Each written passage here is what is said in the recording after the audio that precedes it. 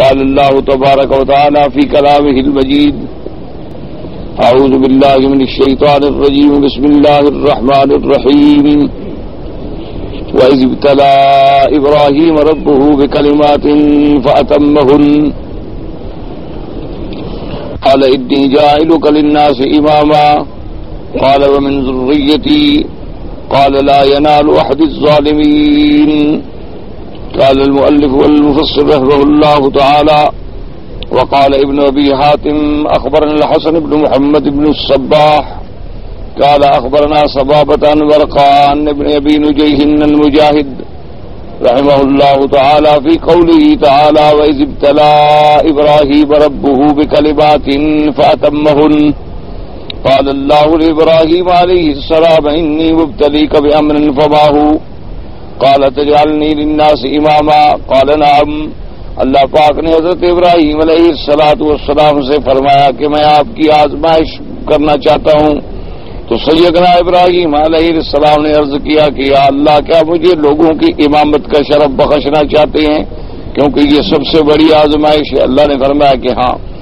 قال ومن ذریتی، حضرت ابراہیم علیہ السلام نے عرض کیا کہ یا اللہ، میری ذریت میں سے بھی یہ مرتبہ عطا فرما. اللہ نے فرمایا: لا ینال احد الظالمین، جو تیری ذریت میں سے ظالم ہوں گے ان کو یہ مرتبہ امامت نصیب نہیں ہوگا. قال تجعل البيت مثابة للناس قال نعم. قال وامنا قال نعم. قال وتجعلنا مسلمين لك ومن ذريتنا امة مسلمة لك قال نعم. حضرت ابراہیم علیہ السلام نے عرض کیا کہ یا اللہ، اس بیت کو یعنی کعبۃ اللہ کو مرجع بنا اور امن والا. اللہ نے قبول فرمایا. اور اس کے بعد حضرت ابراہیم علیہ السلام نے کہا کہ یا اللہ، ہمیں اپنے ماننے والا اور میری ذریت سے بھی ایک امت ایسی بنا جو اپنے آپ کو تیرے سپرد کرنے والی ہو. اللہ نے قبول فرمائی. قال وترزق له من الثمرات من آمن منهم بالله، اور اللہ تبارک و تعالیٰ سے دعا کی کہ یا اللہ، جو لوگ یہاں رہنے والے ہیں ان کو پھلوں سے رزق عطا فرما. اللہ نے قبول فرمایا. قال ابن ابي نجيه سمعته من اكرامه فارسط ولا مجاهد فلم ينكره. وهكذا رواه ابن جرير من غير وجه عن ابن ابي نجيه عن مجاهد. وقال سفيان الثوري عن ابن ابي نجيه عن مجاهد: واذ ابتلى ابراهيم ربه بكلمات فاتمهن. انہوں نے فرمایا کہ ان کلمات سے مراد یہ ہے کہ جو آگے آیات میں موجود ہیں. قال ابتلي بالآيات التي بعدها إني جاعلك للناس إماما قال ومن ذريتي قال لا ينال أحد الظالمين. وقال أبو جعفر الرازي الربيع بن ياسين: ابتلى إبراهيم ربه بكلمات قال الکلمات، کلمات سے کیا مراد ہے؟ فرمایا انی جاعلک للناس اماما، یہی ابتلا ہے. وقوله تعالی وإذ جعلنا البيت مثابة للناس وأمنا. وقوله تعالی وإذ يرفع إبراهيم القواعد من البيت وإسماعيل قال فذلك كله من الكلمات التي ابتلي بهن ابراہیم علیہ السلام. انہوں نے فرمایا کہ یہ تمام چیزیں جو ہیں یہ بھی اسی کلمات میں، اسی ابتلا میں شامل. وقال الصدي الكلمات التي ابتلي بهن ابراہیم علیہ السلام ربنا تقبل منا انك انت السميع العليم. یہ جو دعائیں مانگی تھی ابراہیم علیہ السلام: ربنا وجعلنا مسلمین لک ومن ذریتنا امة مسلمة لک ربنا وبعث فیہم رسولا منہم. وقال القرطبی وفي الموطأ وغيره يحيى مسلم سمع سعيد بن المسيب يقول ابراہیم علیہ السلام: اول من اختتن واول من ضاف الضيف. سب سے پہلا ابتلا جو ہے ابراہیم علیہ السلام پہ کہ سب سے پہلے ختنے کا سنت جو ہے وہاں سے شروع ہوئی. وَأَوَّلَ مَنْ ضَافَ الضَّيْفَ، اور مہمان نوازی کی سنت جو ہے یہ بھی ابراہیم علیہ السلام سے شروع ہوئی. وَأَوَّلُ مَنْ قَلَّمَ أَظْفَارَهُ، ناخنوں کا کاٹنا جو ہے یہ بھی ابراہیم علیہ السلام سے شروع ہوا. وَأَوَّلَ مَنْ قَصَّ الشَّارِبَ، اور سب سے پہلے مونچھوں کا کاٹنا جو ہے یہ بھی ابراہیم علیہ السلام سے شروع ہوا. وَأَوَّلُ مَنْ شَابَ فَلَمَّا رَأَى الشَّيْبَ قَالَ مَا هَذَا قَالَ وَقَارٌ قال یا رب زدنی وقارن. اور سب سے پہلے سفید بال جو ہے وہ بھی ابراہیم علیہ السلام کی داڑھی میں آئے. یعنی آپ نے جب دیکھا کہ داڑھی مبارک میں سفید بال آئے تو پوچھا کہ میرا اللہ یہ اب تبدیلی کیوں ہو رہی ہے, یہ سفیدی کیوں آئی ہے؟ اللہ نے فرمایا یہ تو وقار ہے, انسان کی عزت و عظمت میں اضافہ جب ہوتا ہے کہ جب عمر زیادہ ہوگی تو عزت میں زیادہ اضافہ ہوگا. تو حضرت ابراہیم نے دعا مانگی رب زدنی وقارن, یا اللہ اگر یہ باعث وقار و عزت ہے تو میری وقار و عزت میں اضافہ فرما. ذکر ابن ابی شیبۃ عن سعد بن ابراہیم عن ابیہ قال اول من خطب علی المنابر ابراہیم علیہ السلام. سب سے پہلے ممبر پہ کھڑے ہو کے جو خطبے کی سنت شروع ہوئی وہ بھی ابراہیم علیہ السلام سے ابتدا ہوئی. قال غیرہ اول من برد البرید واول من ضرب بالسیف, یعنی یہ برید کا جو ہے اپنا تیز کرنا چلانا یہ بھی سنت ابراہیم علیہ السلام سے ہے. یہ برید ڈاک والی مراد نہیں ہوتی, یعنی یہ کسی چیز میں یہ کہتے ہیں نا یہ اپنے کاٹنے والی چیزوں کو تیز کرنا جو ہوتا ہے. وَأَوَّلَ مَنْ ضَرَبَ بِالسَّيْفِ, اور جو تلوار کے ساتھ جہاد اور قتال سب سے پہلے یہ بھی ابراہیم علیہ السلام سنت ہوئی. وَأَوَّلُ مَنْ اسْتَاقَ, اور مسواک کی سنت بھی ابراہیم علیہ السلام سے شروع ہوئی. وَأَوَّلُ مَنْ اسْتَنْجَا بِالْمَاءِ, اور پانی سے استنجی کی سنت جو ہے وہ بھی ابراہیم علیہ السلام سے شروع ہوئی. وَأَوَّلُ مَنْ لَبِسَ السَّرَاوِيلَ, اور سروال کا استعمال یہ جو شلوار ہوتی ہے یا پاجامہ یا شلوار, کیونکہ لفظ سروال جو ہے ہمارے ہاں تو شلوار ایک خاص طرز ہے, ورنہ عرب کے اندر چاہے پاجامہ بھی ہو تو اس کو بھی شلوار کہتے ہیں. تو یہ بھی ابتدا جو ہے سیدنا ابراہیم علیہ السلام. اصل بات یوں سمجھیں کہ اب حضرت آدم علیہ السلام سے لے کر حضرت ابراہیم علیہ السلام تک ہزاروں سالوں کا درمیان میں والا وقفہ ہے. تو معنی یہ ہے کہ یہ چیزیں پہلے باعتبار شریعت میں سنت نہیں تھی, یعنی ہر آدمی اپنے اپنے طرز پہ استعمال کرتا تھا. کسی نے منہ صاف کیا, کسی نے مسواک کر لیا, کسی نے نہ کیا, کسی نے مونچھیں کٹا لی, کسی نے نہ کٹائیں, کسی نے زیادہ کٹائیں, کسی نے چھوٹے کٹائیں. یعنی یہ چیز بطور سنت شریعت میں حکم بن کے جب آیا تو سب سے پہلے سیدنا ابراہیم علیہ السلام سے ان چیزوں کی سنت کا اجرا ہوا اور پھر وہ سنن الانبیاء والمرسلین بنتے. ورنہ یہ تو نہیں کہ اب آدم علیہ السلام سے لے کر ابراہیم علیہ السلام تک کسی نے مسواک بھی نہ کیا ہو, یہ تو ناممکن سی بات ہے. یعنی آخر کوئی نہ کوئی طریقہ تو ہوگا نا منہ صاف کرنے کا. تو اصل بات یہ ہے کہ یعنی سنت جو ہوا کہ مسواک کا استعمال سنت بنا اور سنت انبیاء بنا اور سنت مرسلین میں آیا علیہم الصلوات والتسلیم, تو اس کی ابتدا جو ہے وہ حضرت ابراہیم علیہ السلام. ہاں جہاں تک ختنے کے بارے میں آتے ہیں اس سے پہلے ختنے کا رواج ہی نہیں تھا, حکم بھی نہیں تھا. تو سب سے پہلے سیدنا ابراہیم علیہ السلام. اچھا اسی طرح پہلے مثلا بالوں میں سفیدی کا نہ آنا, اس کا معنی یہ ہے کہ پہلے بال سفید ہی نہیں ہوتے. اللہ تبارک و تعالیٰ کی قدرت.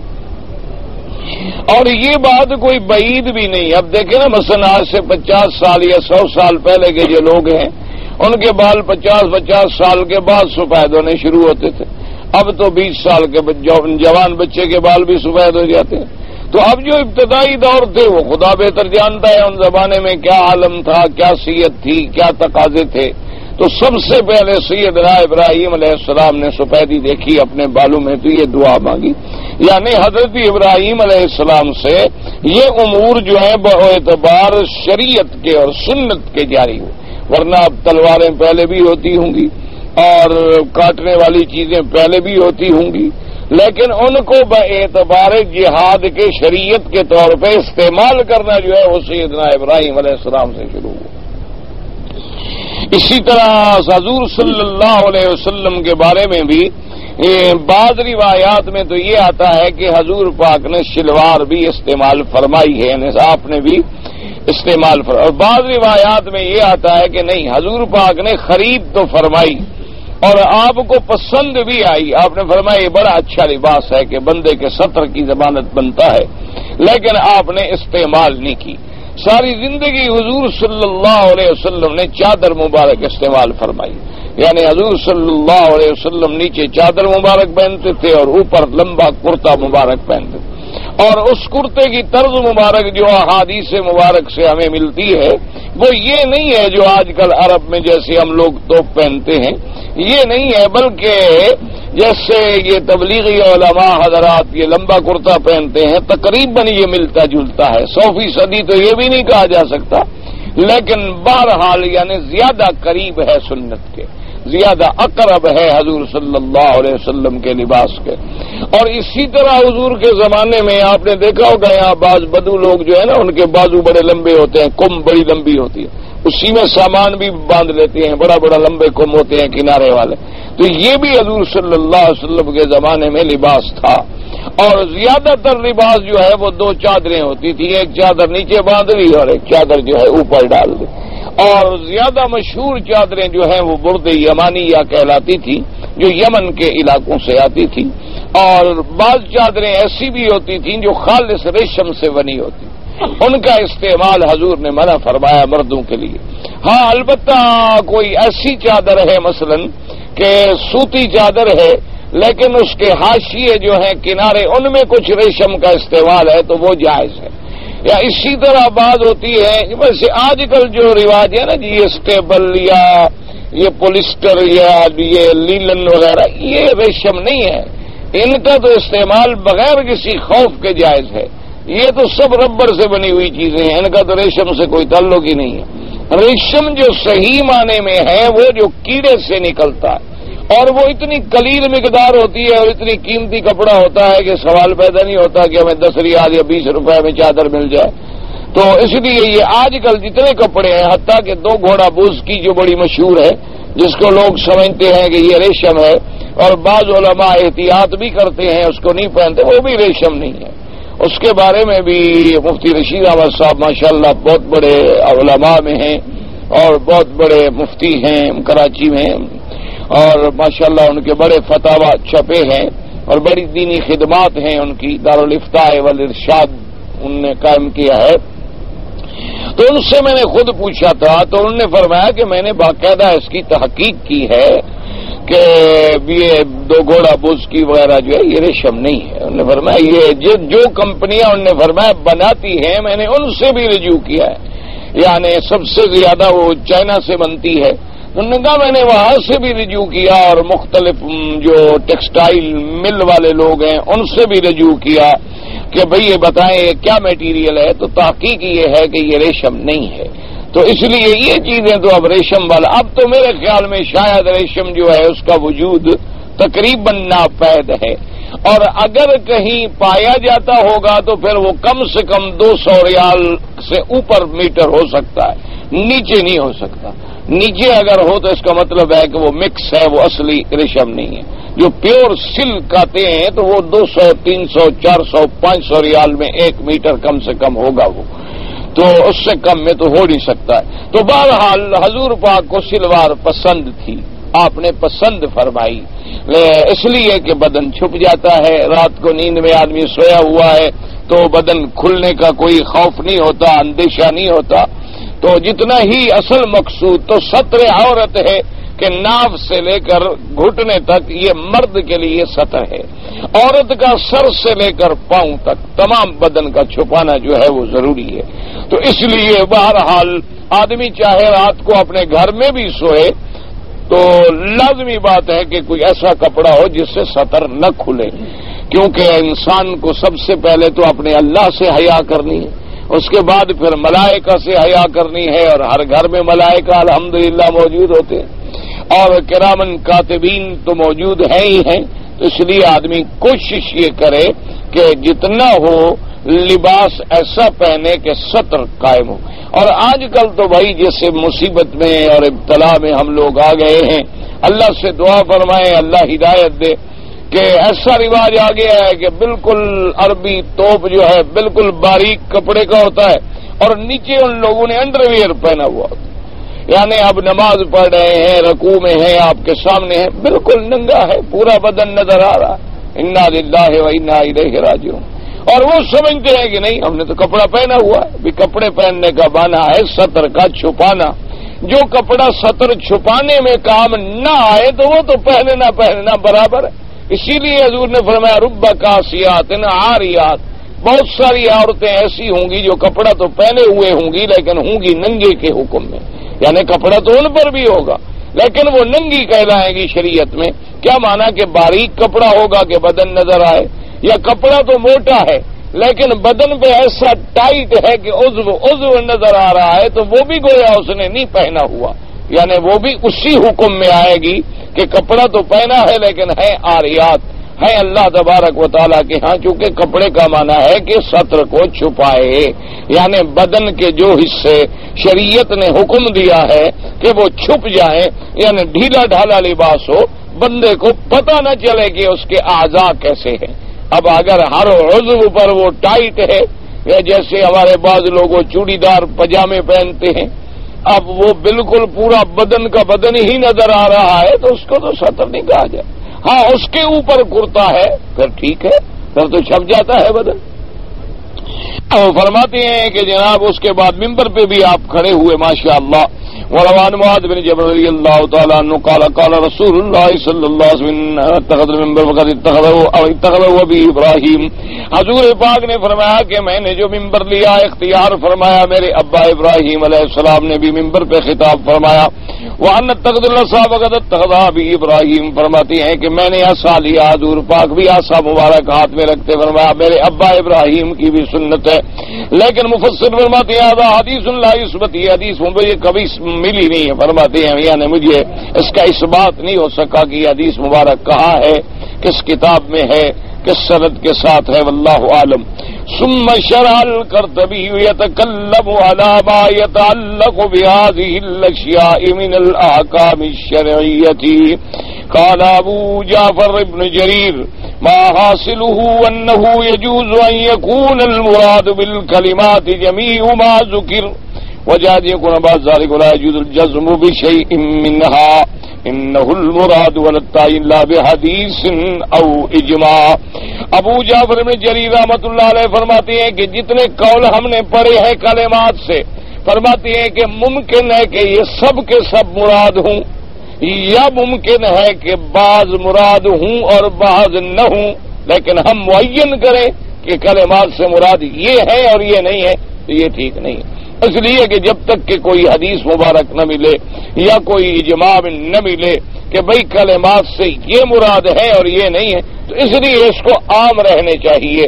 اور قرآن مقدس نے بھی ایک لفظ فرمایا، تعین نہیں فرمائی، فرمایا ابتلا ربہ بکلمات، ابتلا ابراہیم ربہ بکلمات۔ اس لیے مفسر رحمۃ اللہ علیہ فرماتے ہیں کہ ابن جریر رحمۃ اللہ علیہ کی یہی رائے ہے کہ بھئی تعین نہ کرو، یعنی معین نہ کرو کہ بھئی یہ 10 مراد ہیں اور یہ نہیں ہے، نہ، جو بھی ہے اللہ تبارک و تعالی، ہو سکتا ہے سارے مراد ہو سکتا ہے ان میں بعض مراد ہوں اور بعض مراد نہ ہوں۔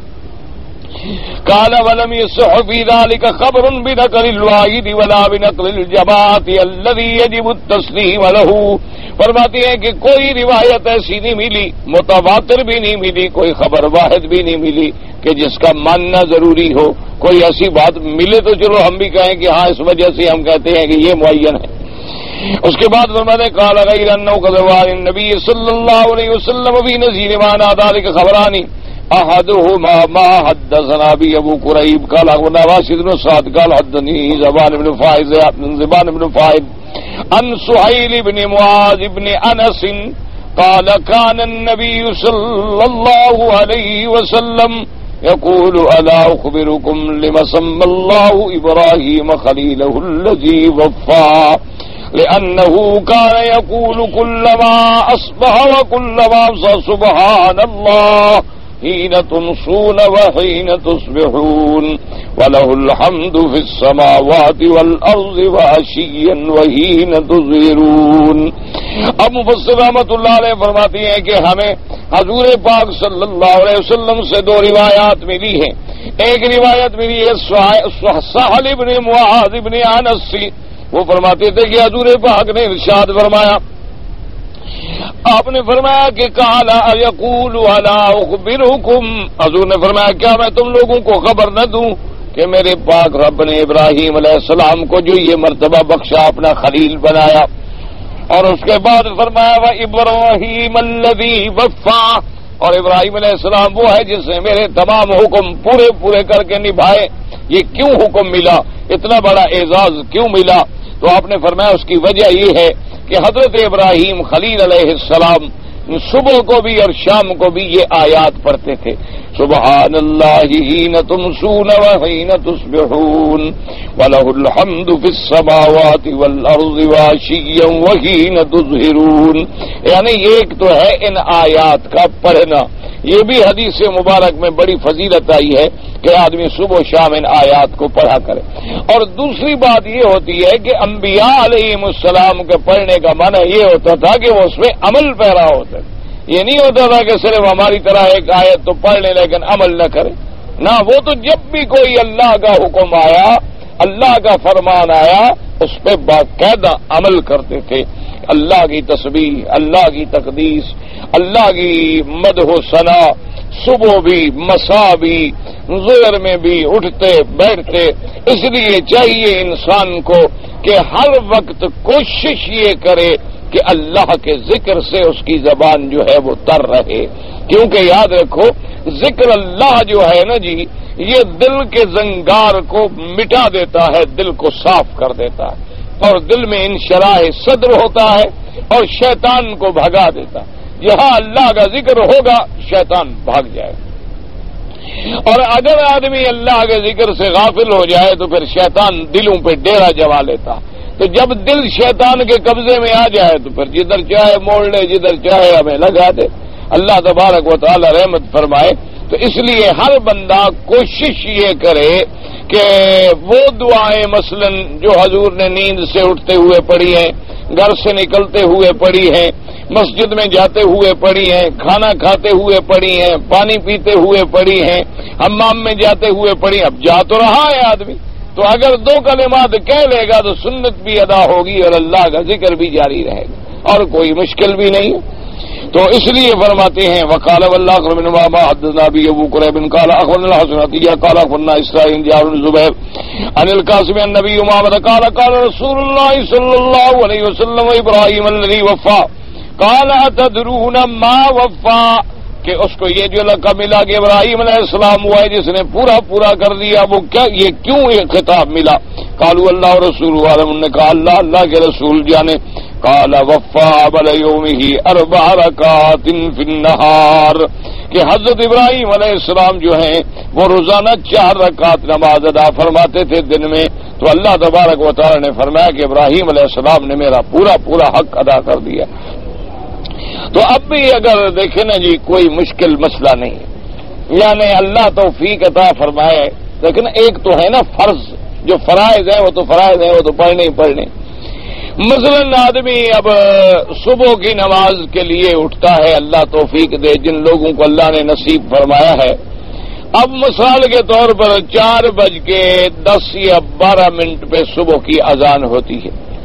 اچھا، جس نے نماز پڑھنی ہے کم از کم 4 بجے تو اٹھے گا تبھی نماز پڑھے گا نا جی۔ تو اگر آپ 4 سے 10 منٹ صرف پہلے اٹھ جائیں، 10 منٹ اگر پہلے اٹھ جائیں، کوئی مشکل بات نہیں کہ وضو بھی کر لیا اور 2 رکعت تہجد بھی گھر میں پڑھ لی اور نماز پڑھ کے نکل آئے گھر سے۔ اور اسی طرح جیسے کہ حضور نے فرمایا کہ جب آدمی نکلے تو پڑھے بسم اللہ ما شاء اللہ توکلت علی اللہ ولا حول ولا قوت الا باللہ۔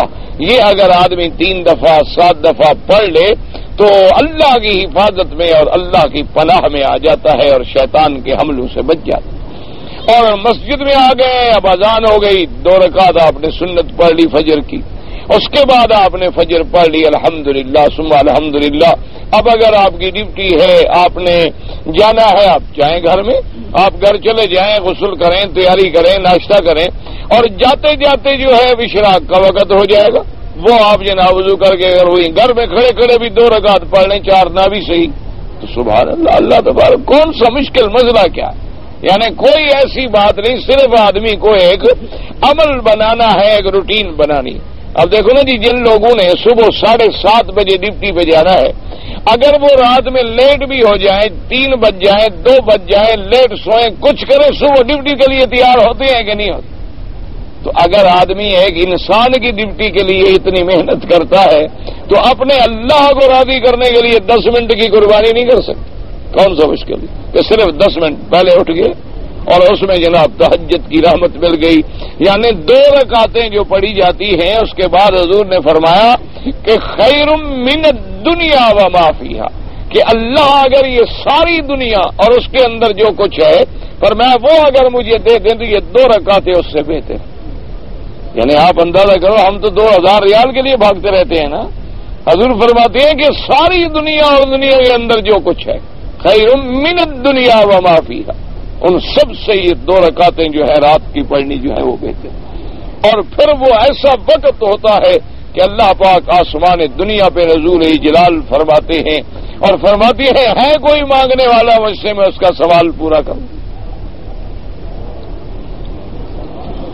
تو اس لیے آپ تھوڑا سا ہمت کیا کریں، اللہ توفیق دے۔ ورواه آدم في تفسير عماد بن سلمة وعبد بن حميد عن يونس بن محمد عن حماد بن سلمة عن جابر بن الزبير به ثم شرع ابن جرير يضعف هذين الحديثين وهو كما قال فإنه لا يجوز روايتهما إلا ببيان ضعفهما وضعفهما من وجوه عديدة فإن كل من السندين مشتمل على غير واحد من الضعفاء ما في متن الحديث مما يدل على ضعفه والله اعلم۔ اب مفسر رحمۃ اللہ علیہ فرماتے ہیں کہ یہ 2 حدیثیں نقل کرنے کے بعد بھی مفسر ابن جریر رحمۃ اللہ علیہ نے پھر بحث کی کہ یہ حدیثیں بھی ضعیف ہیں، کیونکہ مفسر فرماتے ہیں یہ تو ضروری بات ہے کہ اگر آدمی کوئی حدیث نقل کرے تو ساتھ بیان کرے کہ یہ حدیث کا مرتبہ کیا ہے۔ جیسے ہمارے ہاں ایک رواج ہوتا ہے نا جی، ہمارے ہاں یہ بہت بڑی کوتاہی ہے اور غفلت ہے، میں اعتراض تو نہیں کر سکتا علماء پر، علماء تو آخر علماء ہیں، ہم تو طالب العلم ہیں اور جاہل لوگ ہیں، لیکن یہ ہمارے ملک میں ایک بڑی غلط بات کہ جو بھی کتاب لکھیں گے نا جی، جو اس میں حدیث مبارک نقل کریں گے لکھ دیں گے حدیث پاک ہے، آگے یہ نہیں لکھیں گے کہ بھی حدیث صحیح ہے، حدیث حسن ہے، حدیث ضعیف ہے۔ اور پھر یہ حدیث آپ نے بخاری شریف میں دیکھی ہے، آپ نے ترمذی شریف سے نقل کی ہے، کس کتاب سے نقل کی ہے؟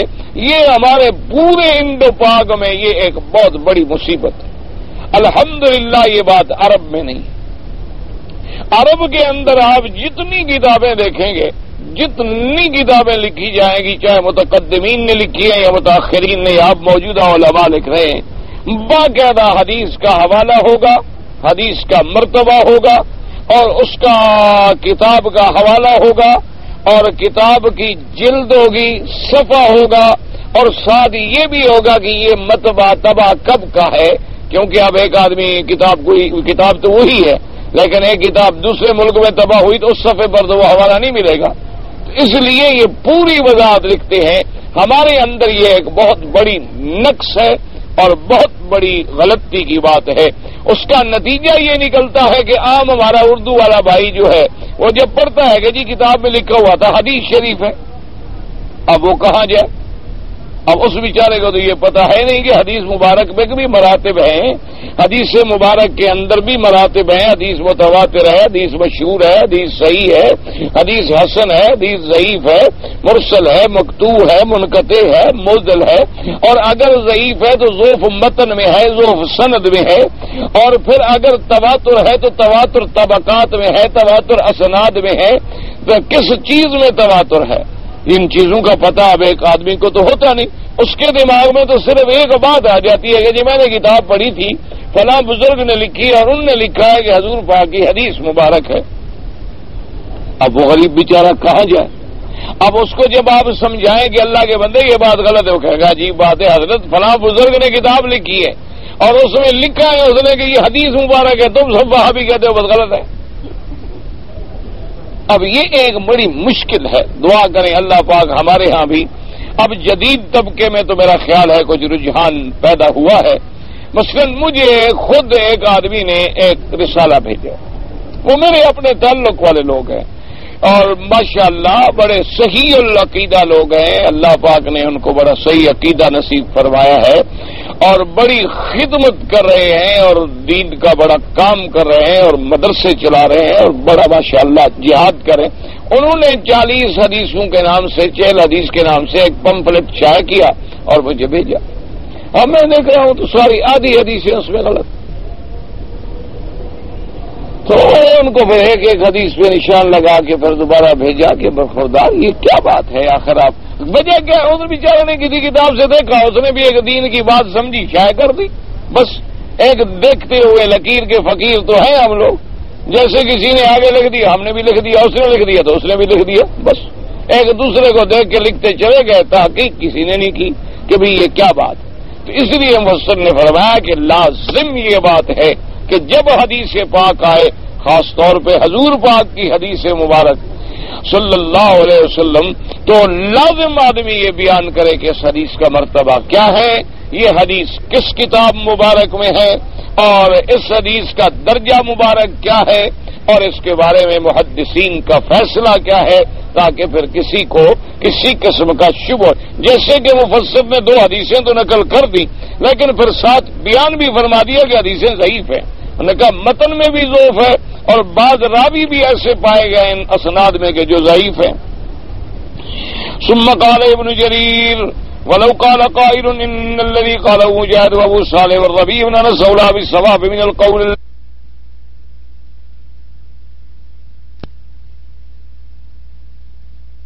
وَإِذِ ابْتَلَى إِبْرَاهِيمَ رَبُّهُ بِكَلِمَاتٍ فَأَتَمَّهُنَّ قَالَ إِنِّي جَاعِلُكَ لِلنَّاسِ إِمَامًا إِلَى آخر الآية کہ بھئی کلمات سے مراد یہی ہے جو بعد میں موجود ہے، یہی وہ کلمات ہیں کہ اللہ نے امامت کا ابتلا دیا، اللہ نے ان کو کعبۃ اللہ کی بنا کا حکم دیا، اللہ نے ان کو کعبۃ اللہ کی پاکی کا حکم دیا. تو یہ باتیں جو ہیں بہرحال یہ بھی ایک مذہب، یعنی یہ بھی ایک دلیل تو بڑی اچھی ہے. لیکن مفسر رحمۃ اللہ علیہ فرماتے ہیں کہ بھئی سب سے بہتر بات وہ کیوں نہیں کرتے ہو کہ لفظ کلمات عام ہے اور جو ہم نے پڑھا ہے سب کو شامل ہے، تو لہذا وہ بات کہو تو پھر زیادہ بہتر ہے. بجائے اس کے کہ ہم کہیں کہ یہی مراد ہے تو اس کا مطلب تو یہ ہو گیا کہ دوسرے مراد نہیں ہے. کہ کلمات کی تفسیر اگر ان آیات سے ہے تو بعض روایات ہمیں ملتی ہیں کہ اس کے علاوہ بھی کلمات کا ذکر آیا ہے. تو اس لیے وہ فرماتے ہیں کہ سب سے بہتر انداز جو ہے وہ یہی ہے کہ جب اللہ نے ایک چیز کو علی العموم فرما دیا کہ ابتلا ابراہیم ربہ بکلمات، اب کلمات میں سب شامل ہے، تو اس لیے فرمایا کہ وہ اگر قول لیتے تو وہ زیادہ اولا بالصواب تھا. وقوله تبارك وتعالى ومن ذريتي قال لا ينال أحد الظالمين لما جعل الله إبراهيم إماما نسأل الله أن تكون أئمة من بعد من ذريته فأجيب إلى ذلك وهو أنه سيكون من ذريته ظالمون وأنه لا ينالهم أحد الله ولا يكونون أئمة فلا يقتدى بهم. اب جب اللہ تبارک و تعالی نے ابراہیم علیہ السلام کو مرتبہ امامت سے نوازا تو ابراہیم علیہ السلام نے سوال کیا من ذریتی، یعنی امامت میرے ہی نسل میں رہے قیامت تک. اللہ تبارک و تعالی نے فرمایا ابراہیم تیری نسل میں تو ظالم بھی پیدا ہوں گے، تیری نسل میں ایسے لوگ بھی ہوں گے جو عدل کرنے والے نہ ہوں، اور جو ایسے ہوں گے ان کو تو پھر امامت کا حق نہیں ہوگا کہ ان کو بھی امام بنایا جائے اور اقتدا کی جائے. والدليل على أنه جيب إلى طلبته قوله تبارك وتعالى في سورة العنكبوت وجعلنا في ذريته صلوات الله وسلامه عليه. أما قوله تعالى قال لا ينال أحد الظالمين فقد اختلفوا في ذلك. وقال خصيف المجاهد قال لا ينال أحد الظالمين قال إنه سيكون في ذريتك ظالمون. وقال ابن أبي نجيح قال لا ينال أحد الظالمين قال لا يكون لي إمام ظالم. وفي روایت لا أجعل إماما ظالما يقتدى به. اب مفسر رحمۃ اللہ علیہ فرماتے ہیں کہ سورۃ العنکبوت کے اندر آتا ہے کہ اللہ نے ابراہیم علیہ السلام نے جو دعا مانگی اللہ نے عطا فرما دی. تو اب لا ینال احد الظالمین اس کے اندر پھر اختلاف پیدا ہوا. تو اس کے اندر یہ آیا بعض مفسر رحمۃ اللہ علیہ فرماتے اس کا معنی یہ تھا کہ ہم امامت تو آپ کی ذریت میں رکھیں گے لیکن تیری ذریت میں ظالم بھی ہوں گے. ایک ترجمہ تو یہ ہے. اور بعض نے فرمایا کہ نہیں تیری ذریت میں امامت تو ہوگی لیکن یہ مرتبہ امامت ان کو نہیں ملے گا جو ظالم ہوں گے تاکہ ظالم کی کیسے اقتدا کی جائے. وقال سفیان منصور عن مجاهد في قوله تعالى قال لا ينال أحد الظالمين قال لا يكون امام ظالم يقتدى به کہ امام جو ہے جو ظالم ہو وہ مرتبہ امامت کا مستحق نہیں ہوتا. ایک بات یاد رکھیں کہ ایسے بڑے بڑے لوگ آ گئے, بادشاہ بھی بنے, بڑے بڑے لوگ آ گئے جو اپنا اس کا حکومتوں پہ آئے, تو مانا یہ ہوتا ہے کہ شریعت کی نظر میں, اسلام کی نظر میں جو ظالم ہو وہ امام بننے کا حقدار نہیں, باقی یہ ہے بن جاتا. جیسے شریعت کی نظر کا تقاضا یہ ہوتا ہے کہ مثلا مسجد کا امام جو ہے وہ بھی عالم ہو, اللہ کے قرآن و سنت کو جاننے والا ہو اور متقی ہو, پرہیزگار ہو, علم رکھنے والا ہو, اور اگر دو ہوں تو جو عمر میں زیادہ بڑا ہو. لیکن کبھی کبھی ایسے لوگ بھی امامت پہ کھڑے ہو جاتے ہیں جن کو نہ دین کا پتہ, نہ قرآن کا پتہ, نہ سنت کا پتہ, حتیٰ کہ ان کو نماز کے فرائض, واجبات, مستحبات کا بھی پتہ نہیں ہوتا. تو ایک ہے کھڑے ہو جانا, ایک ہے شریعت کا حکم ہونا. تو اس لیے ہمیشہ جیسے اللہ نے قرآن پاک میں فرمایا ہے کہ الخبیثات للخبیثین والخبیثون للخبیثات الطیبات للطیبین والطیبون للطیبات, کہ پاک باز مرد جو ہیں ان کے لیے پاک باز بیویاں, اور خبیث مرد جو ہیں ان کے لیے خبیث عورتیں. یعنی یہ ایک عموم قاعدہ ہے, ورنہ ایسا بھی ہوتا ہے کہ مرد جو ہیں وہ بڑے فاسق فاجر ہوتے ہیں, بیویاں نیک ہوتی ہیں. بعض ایسا بھی ہوتا ہے کہ مرد بڑے عالم متقی زاہد ہوتے ہیں, بیوی پلید آ جاتی ہے گھر میں.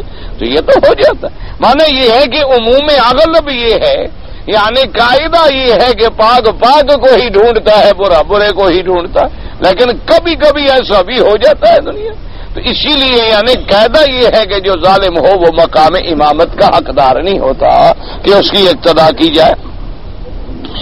اور اس کے بعد مفسر رحمۃ اللہ علیہ فرماتی ہیں قال ان سیدھا آخری قال ابن ابی حاتم قال اخبرنا ابي قال اخبرنا مالك بن اسماعيل قال اخبرنا شريك بن منصور المجاهد في قوله من ذريتي قال ابا من كان منهم صالحا فجعلوا بابا يقتدى به واما من كان ظالما فلا ولا نعمتين.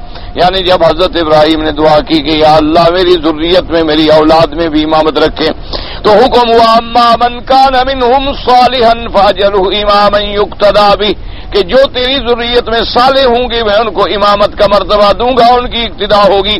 وَأَمَّا مَنْ كَانَ ظَالِمًا فَلَا, اور تو جو تیری ذریت سے ظالم ہوں گے لا يَنَالُ أَحَدِ الظَّالِمِينَ, پھر ان کو یہ مرتبہ جو ہے وہ نہیں ملے گا اور نہ ہی وہ آنکھوں کی ٹھنڈک بن سکتی ہیں.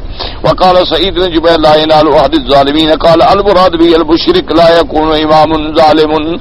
اور بعض مفسرین نے فرمایا کہ ظالم سے مراد مشرک ہے, یعنی مشرک جو تیری ذریت میں ہوں گے وہ مقام امامت پہ نہیں ہوں گے. کیوں؟ ان الشرک لظلم عظیم, کہ سب سے بڑا ظلم جو ہے وہ تو شرک ہے. بعض علماء نے فرمایا لا يكون امام مشرک. وقال ابن جريج قال اني جاعلك للناس اماما قال ومن ذريتي فابى ان يجعل من ذريته اماما ظالما قلت لعطاء ما احدوا قال امره. اللہ نے جو فرمایا لا ينال احد الظالمین, احد سے کیا مراد ہے؟ انہوں نے فرمایا احد سے مراد ہے یعنی میرے امر, میرا حکم جو ہے امامت کا وہ ظالموں کو نہیں ملے گا, نہیں پہنچے گا. وقال ابن ابي حاتم اخبرنا عمرو بن ثور القيساري ما كتب اخبرنا الفريابي قال حدثنا اسماعيل قال حدثنا سماك بن كرامتان باز قال قال الله لابراهيم عليه السلام اني جاعلك للناس اماما قال من ذريتي ومن يفعل ثم قال لا ينال احد الظالمين. وقال محمد بن اسحاق محمد بن محمد سيد كمال باز قال من ذريتي قال لا ينال احد الظالمين يقول انه قائل بذريتي ظالم, تو آپ کی ذریت میں بھی ظالموں کی لا ينال وحده ولا ينبغي ان يوليه شيئا من امره وان كان من ذرية خليله, چاہے وہ ذریت خلیل سے بھی کیوں نہ ہو, اگر وہ ظالم ہے تو وہ اس کو لائق نہیں ہے کہ اس کو اللہ تبارک و تعالی مقام امامت عطا فرمائے. ومحسن ستنفذ فيه دعوته وتبلغ له فيه ما اراد من مسألته, البتہ جو ان میں محسن ہوں گے, جو عدل والے ہوں گے, متقی ہوں گے, ان کو پہنچے گا یہ مقام. وقال له فيه بس لا ينال واحد الظالمين قال يعني لا أحد للظالم عليك في ظلمه أن تطيعه فيه. لا ينال واحد الظالمين کا ایک ترجمہ مفسر نے یہ بھی فرمایا یعنی اللہ نے فرمایا کہ میرے خلیل تم کسی ظالم کی اطاعت کرنے کے پابند نہیں ہو کہ تم اس کے امر کی اطاعت کرو نا. وقال ابن جرير حدثنا اسحاق قال ابن عبد الرحمن بن سعيد بن مسلم العورم جان باز قال لا ينال الظالمين قال ليس للظالمين احد وان احدته وانقذه. اللہ نے فرمایا کہ لا ينال احد الظالمين، کیا معنی؟ یعنی کسی ظالم سے کوئی عہد نہیں ہوتا، کسی ظالم سے کوئی عہد نہیں، اگر ہو تو ختم کر دو اس کو. لیکن معنی یہ نہیں ہوتا جیسے اب بعض مشرکین سے بھی معاہدے ہوتے ہیں، مانا یہ ہے نہیں اللہ کے امر کی اطاعت جو ہے وہ کسی مشرک اور ظالم سے کرنے کا سوال ہی پیدا نہیں ہوتا. باقی معاہدات دنیاوی یا معاملات ان میں تو حکم ہے کہ وہ پورے کیے جائیں گے چاہے کافر کے ساتھ بھی معاہدہ ہو. وروان مجاہد واتا وقال حیانا وظالم قال صلی عن هارون بن انطرد عن ابي قال ليس لظالم احد وقال ذكر قال ما قال قال ان رسول قال الله بلا ظالمين ما الدنيا وان الظالم امن بي واكل وعاش. اور حضرت قتادہ فرماتی ہیں کہ لا ينال احد الظالمین، کیا معنی؟ یعنی لا ينال احد اللہ فی الاخرۃ الظالمین، اللہ کے عہد کے حقدار آخرت کے اندر ظالم نہیں ہوں گے. اور میں باقی دنیا میں تو ظالم بھی آ جاتے ہیں، وہ بڑے بھی بن جاتے ہیں، حاکم بھی بن جاتے ہیں، کھاتے بھی ہیں، پیتے بھی ہیں، دنیا میں رہتے بھی ہیں، چلے بھی جاتے. اصل معنی یہ ہے کہ یعنی آخرت میں ان کو یہ مرتبہ حاصل نہیں ہوگا. وَكَذَا قَالَ إِبْرَاهِيمُ النَّخِيُّ وَتَعَالَى سَلَمَ كَمَا قَالَ أَحَدَ اللَّهُ الَّذِي أَحَدَ إِلَى عِبَادِهِ دِينَهُ يَقُولُ لَا يَنَالُ دِينَهُ الظَّالِمِينَ. یعنی اب مراد عہد ہے، عہد سے مراد کیا ہے؟ دین ہے، اسلام ہے. تو دین اسلام پہ جو ظالم ہے وہ کیسے وہ کیسے پابند رہتا ہے؟ اور اس کے بعد فرماتے ہیں اللہ تعالیٰ انہ قال وبارکنا علیہ وعلی اسحاق ومن ذریتہما محسن وظالم لنفسہ مبین یقول لیس کل ذریتک یا ابراہیم علی الحق. یعنی اس میں اشارہ آیا کہ ابراہیم السلام تیری تمام اولاد جو ہے یہ تو نہیں ہو سکتا کہ وہ حق پر ہو، تیری اولاد میں محسن بھی ہوں گے، تیری اولاد میں ظالم بھی ہوں گی. اقال جو ہے برن اطلاق لا ینال طاعتی یدم لیاسینی ولا نحلوا الا ولی لیتینی. یعنی میرا مقام طاعت جو ہے میرے ولیوں کو حاصل ہوتا ہے، ظالموں کو نہیں. وقال الحافظ ابو بکر مردوی قال اخبرنا عبد الرحمن بن محمد بن حامد قال اخبرنا احمد بن عبد الله بن سعيد الدامغاني قال اخبرنا وكيع بن سعيد بن عبيد عن ابي عبد الرحمن السلمي عن علي بن ابي طالب رضي الله تعالى عنه عن النبي صلى الله عليه وسلم قال لا ينال احد الظالمين قال لا طاعة الا في معروف. یعنی اطاعت کی جاتی ہے جو اللہ کے حکم کے مطابق. اگر کوئی حکم اللہ کے رسول کے خلاف ہے تو اس کے ہم پابند نہیں ہوتے. وقال السدی لا ينال احد الظالمین یقول احدی نبوتی. انہوں نے فرمایا کہ عہد سے مراد نبوت ہے کہ تیرے خاندان میں نبوت تو رکھیں گے لیکن نبوت کسی ظالم کو نہیں مل سکتی. وهذه اقوال مفسرين سلف في هذه الايه على ما نقل ابن جرير ابن ابي حاتم رحمه الله تعالى واختار ابن جرير ان هذه الايه وان كانت ظاهره في الخبر انه لا ينال وعد الله بالامام ظالما ففيها اعلام من الله لابراهيم الخليل عليه السلام انه سيوجد من ذريته من هو ظالم نفسه كما تقدم عن مجاهد وغيره والله اعلم. وقال ابن قويز من داد المالكي الظالم لا يسن يكون خليفة ولا حاكما ولا مفتيا ولا شاهدا ولا راويا. اب مفسر رحمۃ اللہ علیہ فرماتے ہیں کہ یہ مفسرین کے اقوال ہیں جو ابن جریر رحمہ اللہ ابن ابی حاتم نے نقل فرمائے ہیں.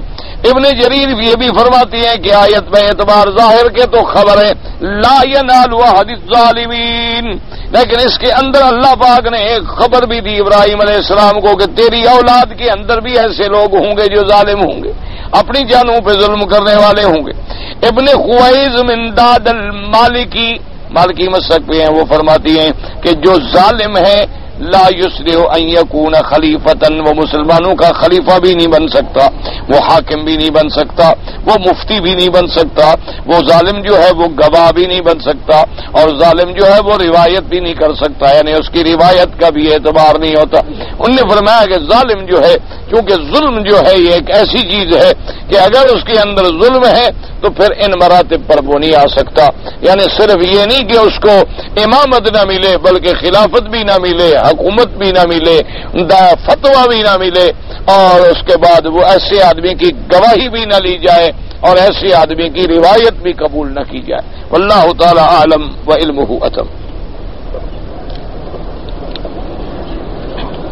تو یہ میں نے ابھی درس میں عرض کر دیا ہے کہ یہ جو دو چیزیں ہیں میں نے عرض کیا تھا نا کہ آدم علیہ السلام سے لے کر حضرت سیدنا ابراہیم الخلیل علیہ السلام تک انبیاء گزرے ہیں. سب سے پہلی شریعت جو ہے وہ نوح علیہ السلام کی شریعت. اسی طرح ادریس علیہ السلام گزرے ہیں اور انبیاء گزرے ہیں.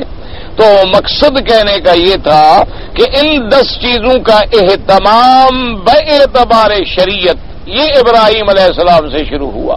اب اس سے پہلے کیا رواج تھا، کیسے تھا، ایک تو ان کے بارے میں ہمیں کوئی کتابیں بھی نہیں ملتی، اور دوسری بات یہ ہے کہ اس وقت اللہ نے یہ حکم بطور شریعت کے نامی نافذ فرمائے ہوں تو کوئی بات بعید نہیں ہے.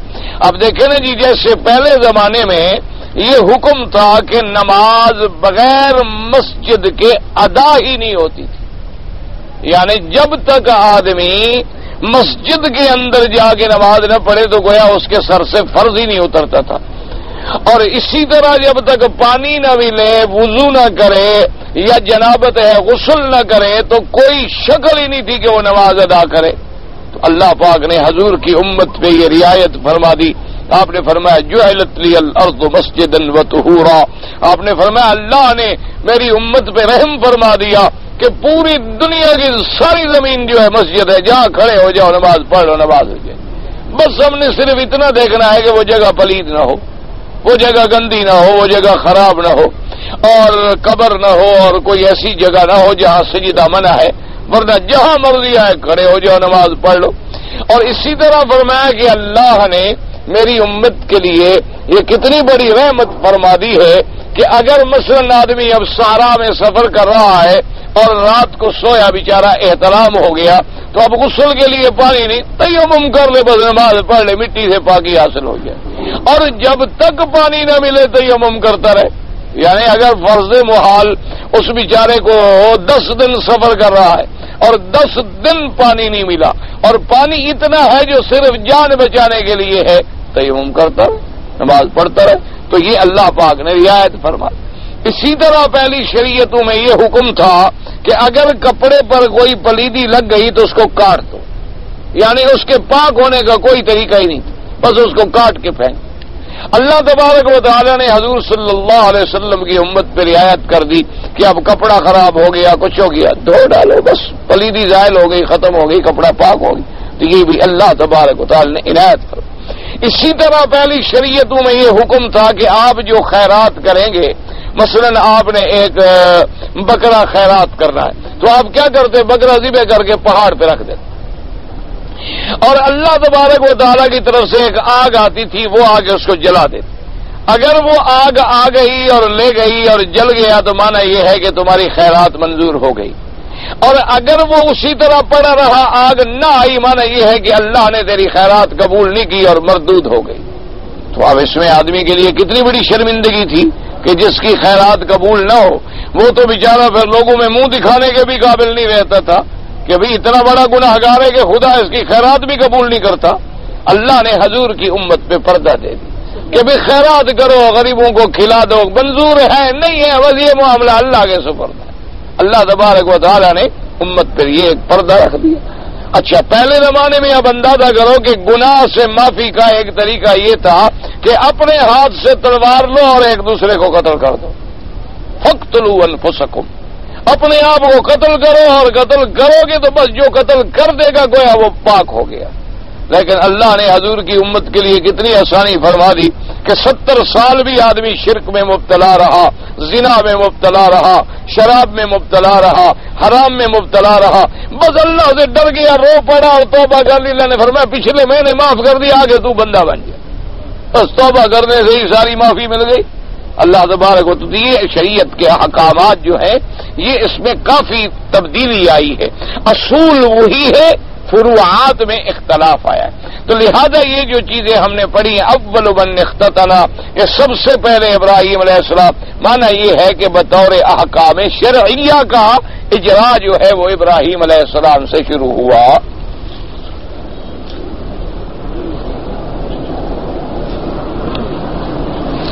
کہتے ہیں جی اجوا کھجور کے بارے میں ہاں حدیث مبارک میں یہ آیا ہے کہ اجوا کھجور جو ہے مدینہ منورہ میں اب بھی الحمدللہ ملتی ہے، لیکن تلاش کے بعد، کیونکہ اب اس قسم کی کئی شکلیں بن گئی ہیں اور لوگ اسی کو اجوا بنا کے بیچ دیتے ہیں، کیونکہ ماشاءاللہ بیچنے والے ہمارے بھائی ہیں، اور اب اللہ کا فضل ہے مسلمان اس معاملے میں بڑا سمجھدار ہے. یعنی آپ اگر بڑا زور لگائیں نا جی ماشاءاللہ تو بکرے کی سر اور ہڈیاں اور پائے لٹکا دیں گے، گوشت بھیڑ کا ہوگا، اور وہ بھی اگر بیمار مل جائے تو شکر کرو، ورنہ عام طور پہ مردار ہوتی ہے. عام طور پہ کسائی جو ہے نا پھرتے رہتے ہیں بستیوں میں، جو مر گئی وہ اٹھا کے لے آئے، ہم مسلمانوں کو کھلا دی. تو اس لیے بہرحال مسلمان ہر جگہ موجود ہے، اور اکثر دکانوں پہ ہمارے بھائی ہیں. جہاں بھی ہم کھجور لینے جاتے ہیں مدینہ شریف میں اکثر ہماری اپنی برادری ہے، تو ان کو پھر ہم منت کرتے ہیں کہ بھائی کوئی مہربانی کرو، کہتے ہیں جی استاد آپ تو نہ لیں تو اچھی بات ہے. یعنی پھر بھی یہ نہیں بتاتے کہ یہ غلط ہے، اتنی مہربانی کر دیتے ہیں کہ بھئی آپ نہ لیں، بس اتنا کہہ دیتے ہیں، ہم سمجھ جاتے ہیں کہ بھئی ٹھیک کہہ رہا ہے، جزاک اللہ خیر بھائی. تو اس لیے بہرحال اس کی فضیلت یہ آئی ہے کہ اگر کوئی آدمی اس کے 7 دانے جو ہیں کھجور کے کھا لے تو اس دن اس پر اللہ کی رحمت سے کوئی جادو یا زہر اثر نہیں کرے گا جس دن کھائے گا. اور جس دن اللہ کو اثر کرنا منظور ہے نا وہ کھجور کھائے گا ہی نہیں. تقدیر ہے، وہ نافذ ہو کے رہے گی. اللہ تبارک و تعالیٰ کا یہ قاعدہ ہے نا جی کہ جو مثلاً حضور نے فرمایا کہ یہ دعا پڑھ لو تو آدمی حادثے سے محفوظ رہے گا، اس دن خدا کی قدرت ہے وہ پڑھنا نصیب ہی نہیں ہوتا، کیونکہ اللہ کا فیصلہ تو غالب رہنا ہے. بہرحال حدیث صحیح ہے، اگر آپ کو مل جائے تو کوشش کریں اور رکھ لیں اور کھاتے رہیں، 7 دانے کھا لیں. ویسے علماء نے لکھا ہے کہ کھجور کھانے میں بہتر یہ ہوتا ہے کہ یا 1 دانہ کھاؤ یا 3 کھاؤ یا 7 کھاؤ یا 11 کھاؤ، کیونکہ وطر جو ہے اللہ کو زیادہ پسند ہے. اور بلکہ بعض علماء نے یہ مسئلہ نہیں، کہیں یہ نہ بنا دینا کیونکہ ہر مسئلہ پھر ہمارے سننے والے جو ہوتے ہیں نا مہربان، وہ بعض مہربان صرف اس لیے ہوتے ہیں جو اعتراض کریں. اس لیے بہرحال یہ مسئلہ نہیں ہے. بعض علماء نے اپنا تجربہ لکھا ہے کہ اجوا کھجور جو ہے اس کی گٹھلیاں بھی انہوں نے کوٹ کے اپنے، اور کھجور بھی ایک معجون قسم کی چیز بنا لی. تو انہوں نے فرمایا کہ اللہ نے ایسا بھی کیا کہ دل کے بیماروں کو بھی ہم نے دی تو اللہ نے شفا عطا فرما دی. یعنی اب دل کی بیماری کا تو علاج بڑا مصیبت ہے، مہنگا ہے، غریب آدمی کو تو اللہ کرے بیماری نہ لگے، اور ویسے تو اللہ کرے کسی کو نہ لگے، لیکن بہرحال دنیا دار بیچارہ علاج تو کرا لیتا ہے، غریب تو علاج ہی نہیں کرا سکتا نا جی. تو بار صورت اس کی حدیث میں فضیلت موجود ہے. اور میرا تو ایمان ہے بھی مدینے کی جو بھی کھجور ہے نعمت ہے. اجوا ملے جو ملے مدینے کی ہے، سبحان اللہ. اور کیا چاہیے؟ جو سرزمین مدینہ میں پیدا ہو اس سے بڑی نعمت کیا ہو سکتی ہے؟ مدینہ شریف کی ہوا بھی لگ جائے تو نعمت ہے، اور مدینے کی مٹی میں پیدا ہو، سبحان اللہ. باقی شفا میرے اللہ نے رکھی ہے، اور جو حدیثوں میں ہے آمنا و صدقنا. ہے جی کہ اسلامی شریعت کے اندر خاوند اپنی عورت کو روٹی پکانے کے لیے حکم دے سکتا ہے. بھئی یہ عرف پہ دیکھا جاتا ہے، یہ عرف ہے. کیا معنی کہ جس ملک میں عورتیں یعنی عام طور پہ گھروں میں کھانا پکاتی ہیں تو وہ عورت پکائے گی. اگر ایسی عورت ہے جو عام طور پہ اس مقام کی عورت پہلے اپنے گھر میں بھی نہیں پکاتی تھی تو وہ خاوند کے گھر میں بھی پکانے کی شرعاً پابند نہیں ہے. یہ عرف و حالات پہ ہے، عرف اور حالات کے مطابق. اور ویسے بہرحال اللہ تبارک و تعالی رحمت فرمائے کہ اگر خاوند کا رویہ اپنی بیوی سے ٹھیک ہو تو میرے خیال میں بیوی کو کوئی کہنے کی ضرورت ہی نہیں، انشاءاللہ اچھا کھانا کھلائے گی. اور اگر خاوند ہی ماشاءاللہ تبارک و تعالی ہر وقت ڈی آئی جی بنے ہوئے ہیں تو کبھی نمک زیادہ ہوگا، کبھی مرچ زیادہ ہوگی، لڑائی تو پھر رہنی ہے نا. تو تم اپنے اخلاق ٹھیک کر لو، سختی کرنے کی ضرورت ہی نہیں پڑے گی. ویسے بہرحال اگر وہ نہ پکائے تو شرعاً پابند نہیں. بات بھی یاد رکھ، شرعاً عورت جو ہے وہ تیرے کھانے پکانے کے لیے نہیں ہے، نہ تیرے کپڑے دھونے کے لیے. یہ تیری ذمہ داری ہے کہ اس کو مکان بھی دو، نفقہ بھی دو، اور اس کے تمام ضروریات کا خیال بھی پورا کرو. وہ تو اللہ نے اس لیے تیرا رشتہ بنایا کہ تجھے گناہوں سے بچائے، تیرے گناہوں سے ڈھال بن جائے تاکہ تو جہنم سے بچ جائے.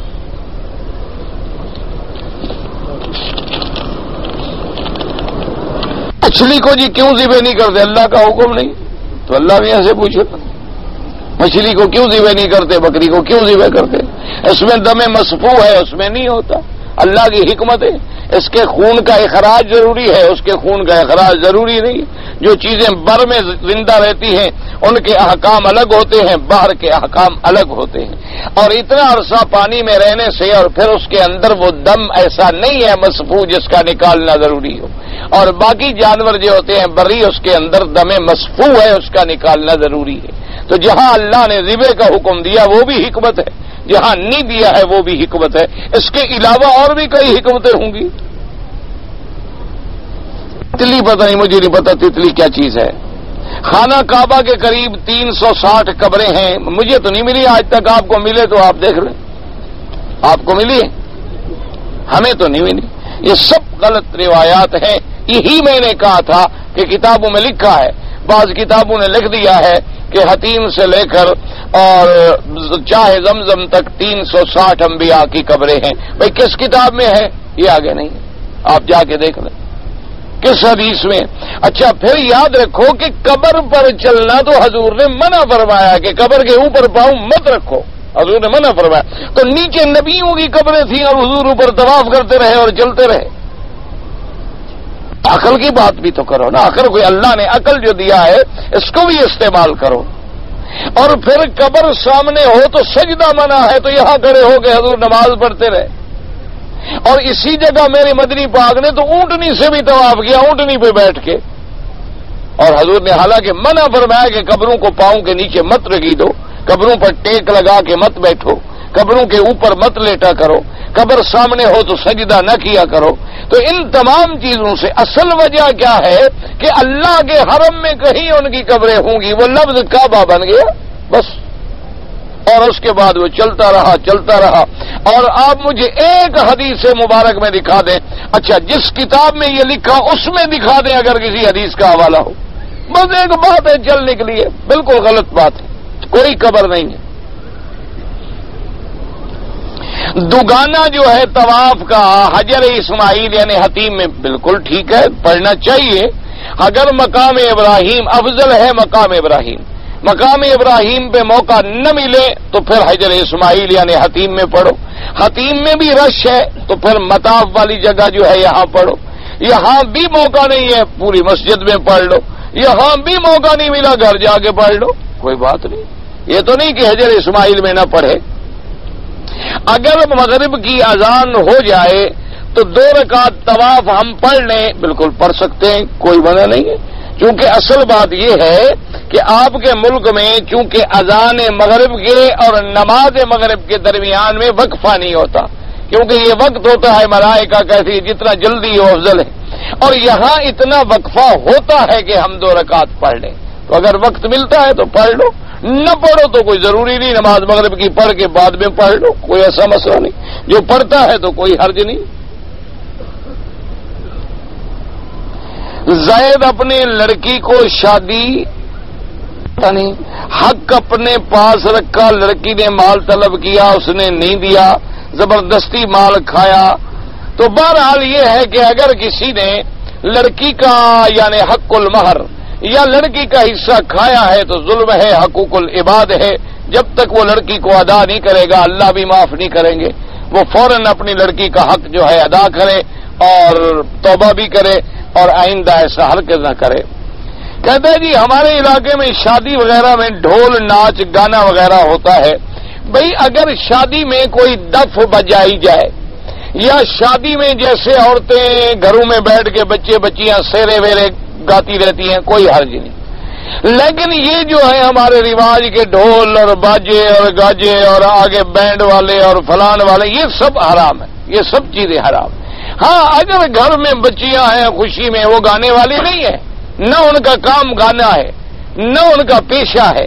ایسے گھر میں بچیاں اکٹھی ہو گئی، شعریں گا رہی ہیں، خوشی کر رہی ہیں، کسی نے کوئی تھالی بجا لی، کسی نے کوئی دب بجا لی، کوئی حرج نہیں، اور ہونا چاہیے تاکہ اعلان ہو، پتہ چلے کہ نکاح ہے، شادی ہے، کوئی حرام نہیں ہو رہا، اعلان ہو تاکہ لوگوں کے اندر، لوگوں کو بھی محسوس ہو کہ آج بھائی ہاں بھائی اس گھر میں شادی ہے، فلاں لڑکے کی فلاں لڑکی سے شادی ہوئی ہے، تاکہ اعلان جتنا زیادہ ہوتا ہے اتنا طہارت اور پاکی کا سبب ہوتا ہے۔ باقی یہ جو ہمارے یہاں رواج ہے، باقاعدہ گانے والیاں منگواتے ہیں یا مغنیہ منگواتے ہیں، مطربہ منگواتے ہیں، یا بینڈ باجے والے آگے چلتے ہیں، سلامیاں، یہ تو سب حرام ہے، یہ تو سب کافروں کی رسمیں ہیں جو مسلمانوں کے گھر کے اندر بھی داخل ہو گئی۔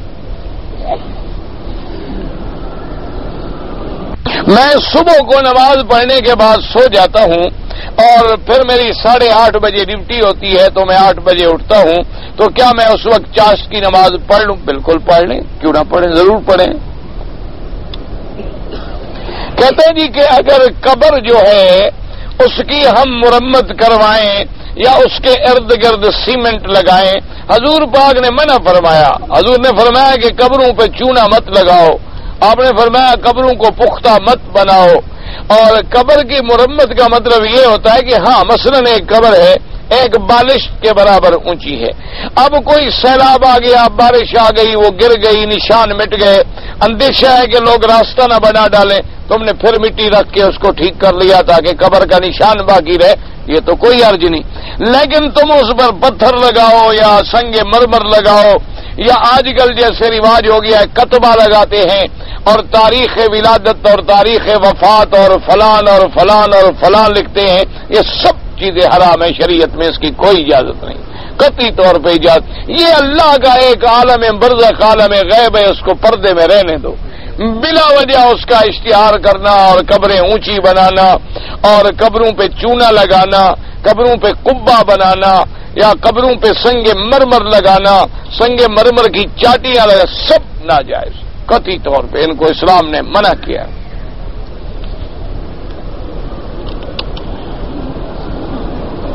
ایک آدمی نے بنگلہ دیش سے خط لکھا کہ میرا حج بدل کریں اور تمتع کریں، پیسے میں دے دوں گا۔ مکے میں رہنے والا آدمی تھا، اس نے تب مکے میں رہنے والے کا تو تمتع ہوتا ہی نہیں، تمتع تو ان کا ہوتا ہے ذالک لمن لم یکن اہلہ حاضر المسجد الحرام، یہ تو نص قطعی کا مسئلہ ہے، مکے والوں کا تو حج مفرد ہوتا ہے، تمتع ان کا ہوتا ہے جو میقات سے آتے ہیں، اشہر حج میں عمرہ کرتے ہیں اور پھر اس کے بعد تمتع کرتے ہیں، لیکن بہرحال تم نے کر لیا، اللہ قبول فرمائے، کیونکہ بعض ائمہ کے نزدیک گنجائش موجود ہے کہ مکے والا بھی عمرہ کر کے احرام کھول دے اشہر حج میں اور پھر حج کرے تو حج ہو جائے گا، اللہ قبول فرمائے۔